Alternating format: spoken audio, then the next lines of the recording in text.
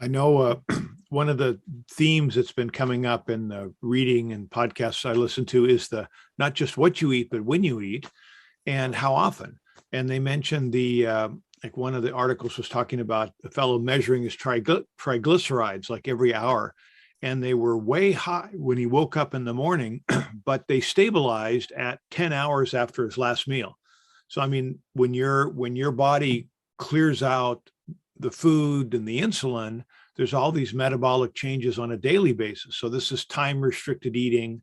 It's not long-term fasting, just going a certain length of time without food instead of people who snack all day long. Every time they get the slightest craving, they eat something.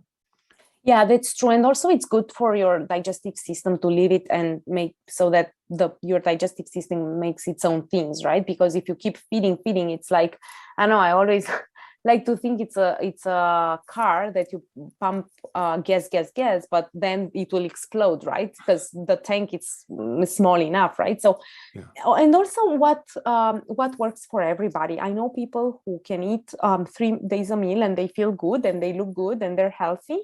And I know people who can't because their digestive system can't process so quickly the nutrients or anything else. So I think what works for everybody, but I do agree, in my opinion, that it's good to kind of give a break also. Let your stomach be on a holiday for a bit. Right. So and again, it's interesting reading somebody who's saying, "Oh, not true, not true. Your digestive system benefits from all this exercise. It needs to be exercised. That's what it's good at." So that was that guy's view, and maybe his or her digestive system is able to do that. But the general things I've seen is the fasting period or the time without eating generates a whole range of changes, and I would think the thyroid would be part of that, although I don't know how that, the details of that. Yeah, because in my understanding is that people who are suffering from thyroid, especially hypo, their digestive system is really slow. So the nutrients you put into your body, maybe for a person who does not suffer from that, just to put an example, it will take 5 hours to do the digestion. Meanwhile, for you, it will take double. So then you pump food, but then you can't digest at the same speed that you're feeding your body or your stomach. Therefore, you're bloated. Therefore, you're feeling way easier than other people, that inflammation in the gut. So that's good to kind of leave that break between in general. But again, every person is different. When I talk to some people who don't have this issue, they're like, oh no, but you have to eat 3 meals. And I'm always arguing. I'm like, well, but every person is different. And my stomach can't digest so much food, because it's not that sometimes they say, oh, but you don't eat too much. That's not about it. It's just that it can't process like the same rate as yours, because I do suffer from this condition. So it's a bit challenging, but I guess everything that works for you, and just test to see. For example, when I came here in Spain on my holiday, I tried yogurt, and at the beginning I was like, but then I was like, oh, well, I feel okay. I tried the second time. I was like, I'm actually feeling great. So just try. Yeah. So the response to that, at least my understanding, is when we eat, we're feeding our microbiome. And so all these microbes have to digest this. And if they get something they haven't seen for a long time, there aren't enough microbes to deal with it. But those that are there grow and flourish. So you adjust. So to some extent, it's a question of your digestive, and we have a digestive system, but the microbes are part of it, and they flourish when they get the food they want. So similarly with sugar, people have huge cravings for sugar and say, I couldn't possibly not have sugar. But if you go a week or 21 days, I went on this trip and I didn't have any sugar. I didn't have access to stuff. Here I've got a stash of low sugar coconut dark chocolate bars of various kinds, but I didn't have those on my trip. I didn't eat anything. Now I'm back and I haven't touched any of that since I've been back. So the craving for that is gone. Now, maybe those microbes will wake up and they'll ask for it. But for now, they're not, I'm out of the habit of it somehow. It's also from the brain, and this relates to my experience as well, because when I start with my dietitian back in Spain, I used to not a lot of sweets, but my cookie in the morning every single now and then. And then she said, okay, we're going to try 1 month with no sugar. And I thought, oh my God, she's crazy. But then after, as you said, after the 3 days was a little bit like, nah, I would go after that cookie, right? But then nothing. And now I don't even like it. Like I don't feel the need, like I can go days and days. Yes, it's true. Sometimes I have my dark chocolate, but not because I crave so much. It's because I love coffee, and the dark chocolate, which it's 99%, it's really like tastes like an espresso. So I always like to have it with my espresso. That's actually the reason of it, or in my yogurt a bit. But then, yes, because your brain, it's kind of like training your body, but training your brain, and you say, no, you don't need that, right? So Right. it's similar. Okay, well, I'm Right. not sure when we started, but we've gone on for a while. Any advice or guidelines, tips for people in this general theme is don't diet, research nutrition. And so how do people find out more and find out things that are relevant for them?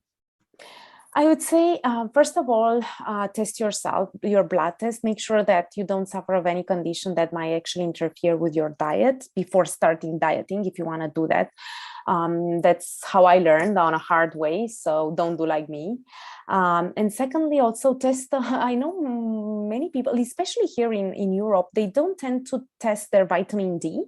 And that's actually really important, because vitamin D is very related not only with stress and other health issues, but also with the digestive system and with your metabolic rate. So that's very important as well, to see how you're standing there. Again, as usual, just see what works for you. And I would definitely encourage to listen podcasts and just draw your own conclusions, such as the one that you sent to me. That was very enlightening, and I draw some conclusion that I think it works for me to also try.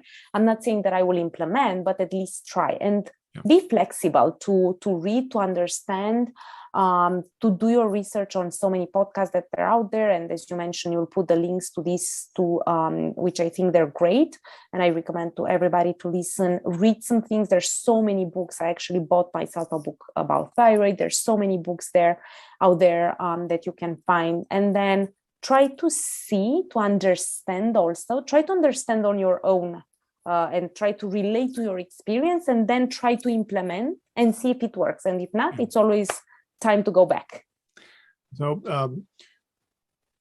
relevant to this, I mean, on one hand, if you, for people who want to build a new house, it would be a darn shame if you told them all, well, first you have to read books on architecture, watch podcasts, learn how to saw do the whole thing yourself. So in a sense, it's a burden to ask people to do their own research on health stuff. But I've worked in the homeschool movement a lot, and it's learning is valuable, and people learn differently. And so to put 30 kids in one class and give them the same lecture, the same textbook, their brains are way different. Their learning is way different. So similarly with food, we're learning about ourselves. Roger Williams has his textbook is on biochemical individualism. Everybody's biochemistry is different. And it's so things like thyroid, there might be 14 different kinds of thyroid condition. You mentioned, your response is different from others. There might be a whole range of responses. So it's hard to give advice on how to deal with it. But how about this? How about giving advice to yourself? If you could talk to yourself 5 years ago, 10 years ago, what would you say to yourself, or what have you learned that what you thought was the case maybe wasn't, you've learned in the last 5 years or the last 10 years? I would say that's a really good question. This question wasn't on our list. So No, actually, I think it's a really good one. I would say that the fact that at the beginning, before I discovered thyroid, I didn't do any research, and I didn't read, as you mentioned, because it's overwhelming and people don't want to do that because they don't have time and they don't have patience, was because I actually didn't know I'm suffering from this. But once I start knowing that I suffer from this, I wanted the best, and I think everybody wants the best for their health. So then I actually start looking into it, because I said, okay, it's actually me that I'm affected by that. So, I might as well look for myself and find answer, and not only rely on what other people say, because it might not work for me. So I guess once somebody, and I don't wish that to anybody, but once someone is actually diagnosed with that, your response will change. In my case, it changed into research, and I really wanted to research a lot about this because I was the one directly implicated into this. This was the first thing. And second, I'm not saying to go and research because there's so many things, and honestly, there's so many people who are working a lot and they don't have time for that. But listen, small podcasts like this, where we're not trying to give any advice because we're not doctors, but just talking from our experience. Maybe you, as a viewer, can grasp just one sentence that can actually bring some added value to you, and you can implement in your life, and it didn't cost you anything, just doing some cleaning or running and listen a podcast. That's the only thing I actually learned, and that's what I'm doing myself. Like yes, it was 1 hour and a half to listen, but meanwhile I put my headphones and I was doing my things. I actually went for a run and I was listening to them. So I think that once you are affected by this, your response will change because you want your own good. So what's the biggest thing you've learned about thyroid, let's say in the last 5 years, maybe dietary or behavior or stress or whatever? I think actually I was shocked because I thought that I'm going to, and afraid that I'm going to become a really lazy person and very lethargic, but I was on the contrary. So I think that what I learned is, yes, you might have some symptoms. Yes, you might have thyroid, but don't be so close-minded. Like, don't think that everything will happen to you, because you might not suffer for some symptoms, and that's a good sign. And what I learned the best is that it's really good to actually make sure that your doses, it's well adjusted of your medicine during summer and during winter, because it can affect a lot. We're talking about hormones. They're very, very sensitive to stress, to a lot of factors.